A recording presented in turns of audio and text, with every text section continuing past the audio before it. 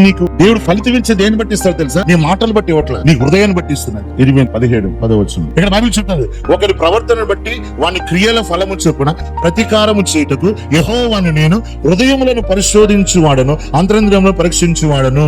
వాడి క్రియలు ఎలాగుంటాయంట? వాడి హృదయం బట్టి ఉంటుందంట. హృదయం మంచిది అనుకోండి, క్రియలు బాగుంటాయి. హృదయం చెడ్డది అనుకోండి, క్రియలు బాగో.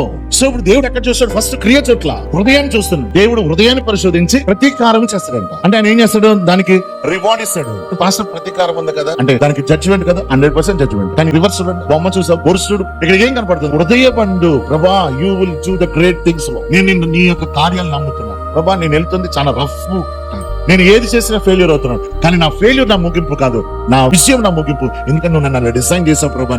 నీ హృదయంలో ఫెయిల్యూర్స్ కి చోటు ఇవ్వకుండా యు ఆర్ కన్ఫెసింగ్ పాజిటివ్. ఇప్పుడు దేవుడు నీ హృదయం చూశాడు, ఏమనుకుంటా? నీ హృదయంలో సక్సెస్ అనుకున్నావు. దేవునికి రివార్డ్ ఏమి ఇస్తాడు? సక్సెస్.